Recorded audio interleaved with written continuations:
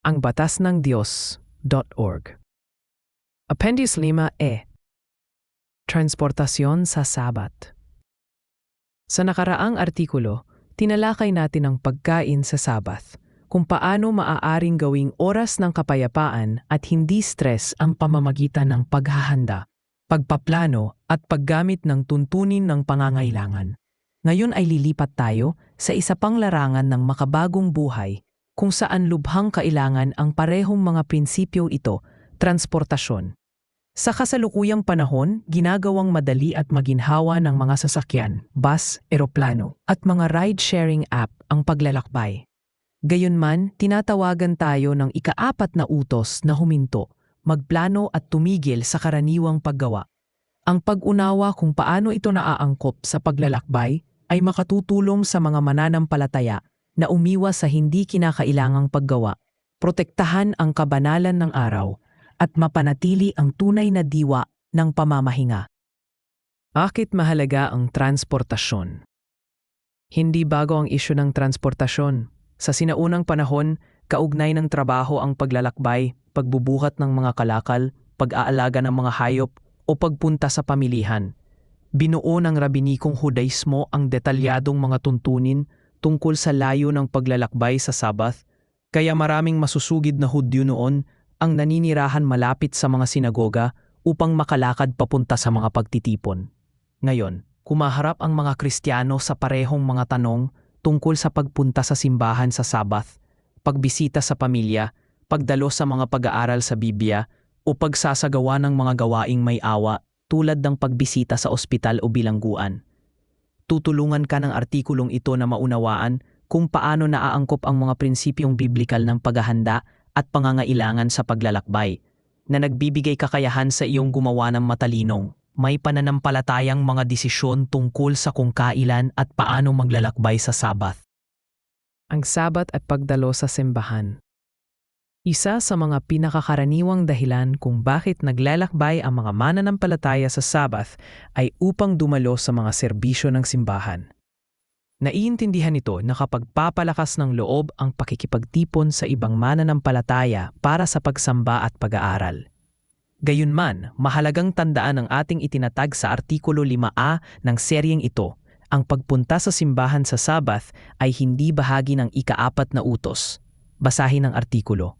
Ang utos ay tumigil sa paggawa, panatilihing banal ang araw at magpahinga. Wala sa teksto ang nagsasabing dapat kang dumalo sa serbisyo o dapat kang maglakbay sa isang partikular na lugar ng pagsamba sa Sabath.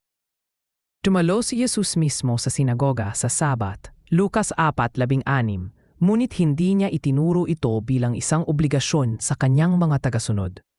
Ipinapakita ng kanyang gawain na pinahihintulutan at nakabubuti ang pagtitipon, ngunit hindi ito nagtatatag ng isang tuntunin o ritual. Ang Sabat ay ginawa para sa tao, hindi ang tao para sa Sabat.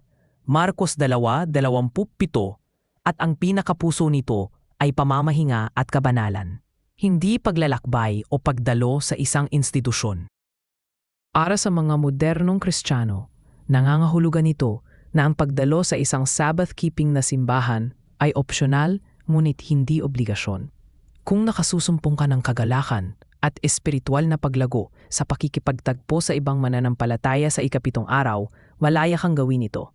Kung nagdudulot ng stress, sumisira sa ritmo ng pamamahinga, o nagpipilit sa iyo na magmaneho ng malayo kada linggo ang pagpunta sa simbahan, malaya ka ring manatili sa bahay, mag-aral ng kasulatan, manalangin, at gugulin ng araw kasama ang pamilya.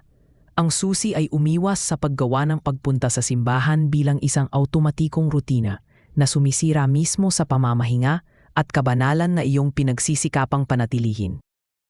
Kailanman posible, magplano ng maaga upang kung dadalo ka man sa isang serbisyo, kaunti lamang ang kinakailangang paglalakbay at paghahanda. Maaring mga hulugan ito ng pagdalo sa isang lokal na pagtitipon na mas malapit sa bahay, pag-oorganisa ng pag-aaral ng Biblia sa bahay o pagkikipag-ugnayan sa mga mananampalataya sa oras na hindi Sabath. Sa pamamagitan ng pagtuon sa kabanalan at pamamahinga sa halip na tradisyon o inaasahan, inaayon mo ang iyong pagsasagawa ng Sabath sa utos ng Diyos sa halip na sa mga kinakailangang gawa ng tao. Ang kalahatang gabay sa paglalakbay. Nalalapat din ng parehong mga prinsipyo ng araw ng paghahanda at tuntunin ng pangangailangan ng direkta sa transportasyon. Sa pangkalahatan, ang paglalakbay sa Sabath ay dapat iwasan o bawasan, lalo na sa mahahabang biyahe. Tinatawagan tayo ng ika-4 na utos na tumigil sa ating karaniwang paggawa at payagan din ang iba sa ilalim ng ating impluensya na gawin ang pareho. Kapag naging gawi ang malayong paglalakbay tuwing Sabath, nanganganib tayong gawing isa pang araw ng stress, pagod at logistikal na pagpaplano ang araw ng pamamahinga ng Diyos. Kapag naglalakbay ng malayo, magplano ng maaga upang matapos ang iyong paglalakbay bago magsimula ang Sabath at pagkatapos nitong matapos. Halimbawa, kung bibisita ka sa pamilya na nakatira ng malayo, sikaping dumating bago lumubog ang araw sa Biyernes at umalis pagkatapos lumubog ang araw sa Sabado. Lumilikha ito ng mapayapang kapaligiran at iniiwasan ang pagmamadali o huling minutong paghahanda. Kung alam mong kakailanganin mong maglakbay para sa lehitimong dahilan sa Sabath, ihanda ang iyong sasakyan ng maaga, lagyan ng gasolina, asikasuhin ang maintenance, at planuhin ang ruta bago pa dumating ang araw. Kasabay nito, ipinapakita ng kasulatan na pinapayagan ang mga gawaing may awa sa Sabath, Mateo 12:11-12. Ang pagbisita sa isang nasa ospital, pag-aaliw sa may sakit, o paglilingkod sa mga bilanggo ay maaaring mga ilangan ng paglalakbay. Sa mga ganitong kaso, panatilihing simple ang biyahe, iwasang gawing pampalipas oras ang pagpunta, at manatiling maalala ang mga banal na oras ng Sabath. Sa pagturing sa paglalakbay bilang eksepsyon at hindi bilang pamantayan, pinangangalagaan mo ang kabanalan at kapahingahan ng Sabath. Personal na sasakyan kumpara sa pampublikong transportasyon. Pagmamaneho ng personal na sasakyan. Ang paggamit ng sarili mong kotse o motorsiklo sa Sabath ay hindi likas na ipinagbabawal. Sa katunayan, maaaring kailangan ito para sa maiikling biyahe upang bumisita sa pamilya, dumalo sa pag-aaral sa Biblia o magsagawa ng mga gawaing may awa. Gayunpaman, dapat itong lapitan ng may pag-iingat. Laging may panganib ang pagmamaneho ng pagkasira o aksidente na maaaring pumilit sa iyo o sa iba na gumawa ng mga gawaing maiiwasan sana. Bukod pa rito, ang pagpapakarga ng gasolina, maintenance at malalayong paglalakbay ay nagdaragdag ng weekday style na stress at paggawa. Kailanman posible, panatilihing maikli ang paglalakbay sa Sabath gamit ang personal na sasakyan. Ihanda ang iyong kotse ng maaga, gasolina at maintenance at planuhin ang mga ruta upang mabawasan ang pagkaabala sa mga banal na oras. Mga taxi at rideshare service. Sa kabilang banda, ang mga serbisyo tulad ng Uber, Lyft at taxi ay kinasasangkutan ng pag-upa sa isang tao upang magtrabaho para lamang sa iyo sa Sabath na lumalabag sa pagbabawal ng ika-4 na utos laban sa pagpapagawa sa iba sa iyong ngalan. Exodo 20:10. Katulad ito ng paggamit ng mga serbisyo ng pagpapadeliver ng pagkain. Kahit patila maliit o paminsan-minsang indulgence lamang, sinisira nito ang layunin ng Sabath at nagpapadala ng magkahalong mensahe tungkol sa iyong paninindigan. Ang pare-parehong huwaran sa Biblia ay ang magplano ng maaga upang hindi mo na kailangang pagtrabahuin ng iba para sa iyo sa mga banal na oras. Pampublikong transportasyon. Nagkakaiba ang mga bus, tren at ferry mula sa taxi at rideshare dahil tumatakbo ang mga ito sa nakatakdang schedule na hindi nakadepende sa iyong paggamit.